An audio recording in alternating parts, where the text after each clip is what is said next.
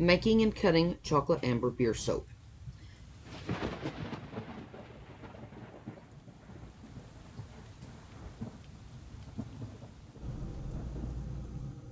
Let's take a stroll through the making of this soap, and the technique is called drop swirl.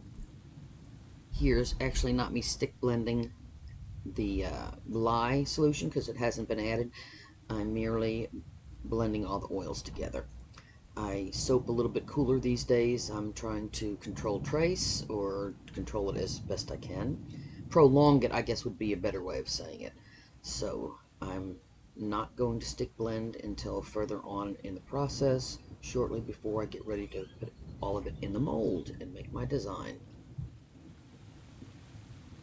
When I say I'm soaping cooler, that's allowing my lye solution and my oils to go ahead and drop down to about 95-ish. What I used to do was soap around 110, 115-ish.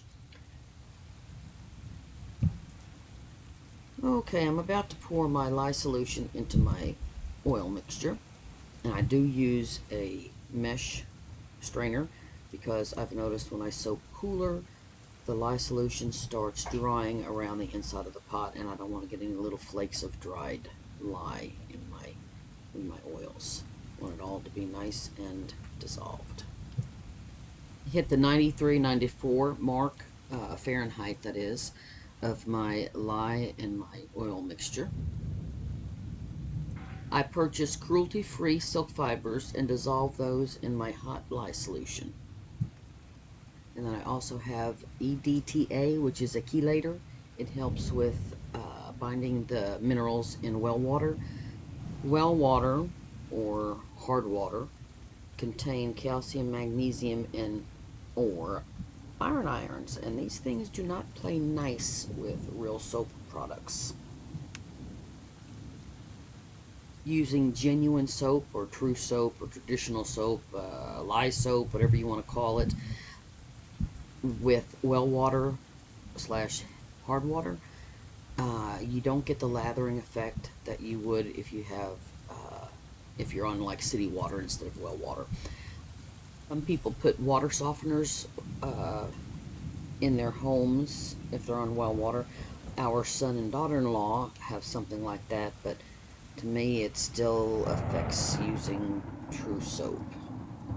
The detergent products that are all over the market these days, they're designed to lather well regardless of any minerals in the water, but they are not true soap. Detergent-based cleansers also can lather in cold water, which is something that soap struggles to do, traditional soap. They lather better in warm water, and there's a science reason behind that. Kind of interesting. Here in a bit, I do a close-up. Waiting, almost there, and you'll be able to see the separation of the water and the oils, and this means that it has not reached emulsion, which is exactly what I'm going for. I want to divide my main batch into the smaller portions that I'm going to blend my colors into. Once the mixture hits emulsion, it's going to move into thin trace, then medium trace, and then proceed into thick trace. Trace simply means that when you drizzle a little bit of the mixture off your spatula or a stick blender, it's going to leave a little trace on the surface before sinking. If you're at medium trace, then when you drizzle that, it's going to leave a trace and stay put. Thick trace is kind of like pudding, that when you move a tool through it, it keeps its form. So if you were to take a spoonful and plop it on the top, it would just stay as a plop right there. Thick trace comes in handy if you're wanting to do some really nice textured designs on the top of your soap. I have no idea why I put my arm where I did, but I'm lucky that I didn't splash any of the lye solution slash oils on me because they would have tried to turn my skin into soap. Well, the oils wouldn't have, but the lye would have.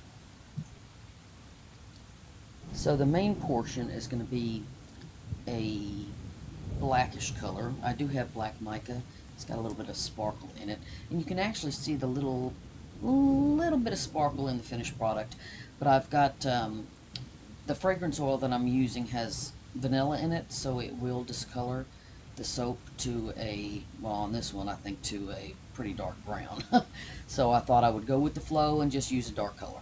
I did use vanilla color stabilizer in my fragrance oil that helps stave off that for a certain point of time, and then it will, oxidation will take over and turn the vanillin, I believe vanillin is how you pronounce it, in the vanilla.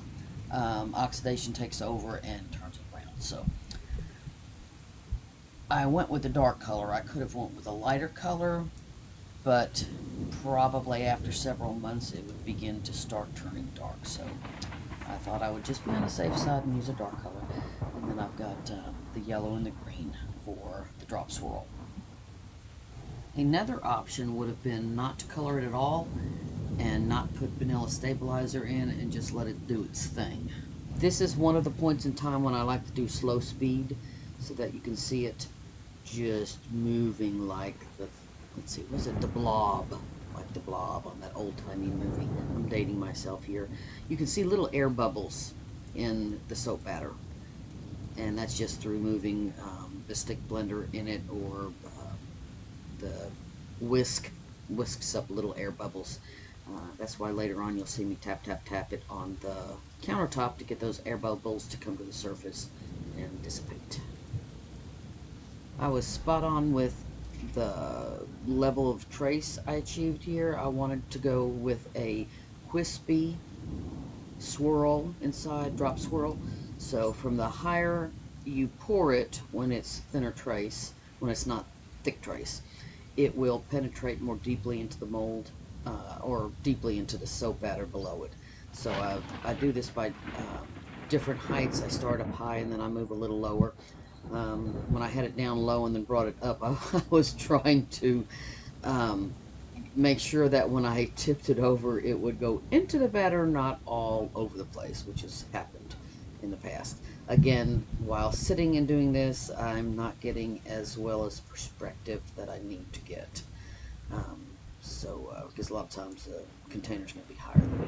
So I just alternate the colors back and forth, zigzaggy, however I want to do it, loop-to-loops, and do that until all the batter is used up.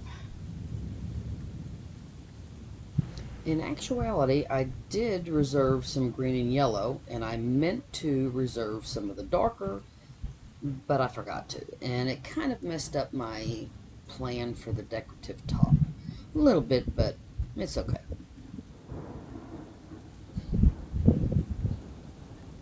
Due to my OCD tendencies, it's really hard for me to leave any of the soap batter in the container. A lot of these videos that you watch, they make a little extra, and maybe that's what I'll start doing, but it's not because I want to use all of it so that it filled my mold, because most of the time I don't have it up that high. It's more of an OCD thing. I can't not get every drop out of my containers. So I'm gonna have to start working with saying, okay, there's some in there, I will just, when everything is complete, I will go ahead and scrape it out and put it in little soap molds and have little soaps to use for myself at the kitchen sink, rather than trying to get every little last bit out, because while I'm doing that, the soap is continuing to get thicker, and sometimes that has messed me up, so I'm gonna have to work hard on that. Yeah, OCD is both a blessing and a curse. Other than taking a few years off, 3 to be exact, for multiple major surgeries and the horrible recoveries, I still, after 10 years, minus the 3, cannot wait to unmold and cut my soap am so much like a little kid on Christmas Eve, waiting and waiting and waiting and anticipating for Christmas morning to arrive so I can open my presents, which in this case would be my soap, unmolding my soap, and cutting it to reveal what is hidden inside. I mentioned earlier the tap, tap, tap, and in some cases I've had to really bang them against the countertop, and that's to release the air bubbles, bring them up to the surface, and have them pop. I'm taking my reserved yellow and green and wishing that I had some of the black, the darker, soap batter to decorate the top, but you'll see where I could have definitely used more of the black because my green and yellow kind of bleed together. If you haven't guessed it by now, it's fast speed. I'm definitely not pouring this out this quickly because it's kind of slow moving and there's not much in there. But I sped it up just for so you won't get bored. It takes a little while. Now I'm going to take a very thin little wooden skewer and swirl the top. And I'm not penetrating the soap, I'm just barely getting the top surface. I don't want to mess up my pot swirl. Oh, no, I'm sorry, not pot swirl. I don't want to mess up my design with the technique that I use, which is the drop swirl. After going this direction, I'm going to go through the length of the mold just a couple of times to make a second swirl effect. Okay, it's about done, and I'm going to spritz it with some 90% rubbing alcohol. This helps prevent soda ash, which is just aesthetic. It doesn't affect the way the soap performs. Then I wrap it up and let it sleep for a day, day and a half. I've got to make another cardboard top that will help keep the heat in during saponification, which is a chemical reaction that turns the lye solution and the oils into soap and glycerin. Glycerin is the byproduct of saponification,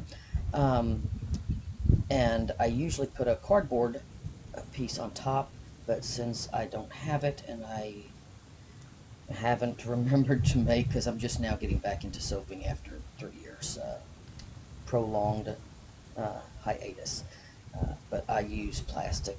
That way the towel doesn't go down into the mold. I don't like the plastic as well, the plastic wrap, because it's not as firm, of course. Now for the very, very hardest thing that I have ever done regarding soaping, and that's waiting the day and a half. And actually I should begin to make myself keep it in the mold 2 days. I can unmold it safely without it sticking in the corners because I do use a tablespoon of sodium lactate per pound of oil. So most batches are going to be 2 pounds of oil, so 2 tablespoons. And that allows me to unmold it several hours to a day sooner, but it's still pretty malleable, and if I were to hold it in between my thumb and index finger and bring my fingers together, they would meet in the middle of the bar and make a hole in the bar. That's how soft and malleable these are. Cure time, generally it says 4 to 6 weeks, and all curing does is, some people say it gets milder, but there's scientific evidence that it doesn't. They actually watched the crystallization under microscope and saw that the crystals were just shrinking. They weren't actually rearranging or anything.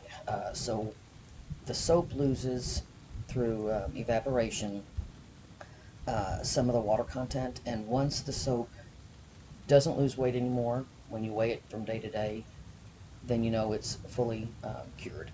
And it makes a harder bar so that it lasts. If you were to use this, lasts longer. If you were to use this right now in the shower, it wouldn't last very many days. So I like a nice long cure when the soap doesn't hardly lose any more weight.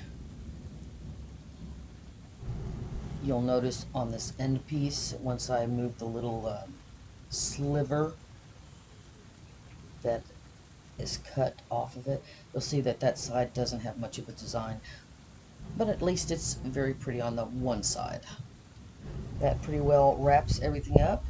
I hope you enjoyed watching how I made the drop swirl, amber, and chocolate. And it smells more like chocolate than, I don't know what amber is supposed to smell like, but it does have a chocolatey smell.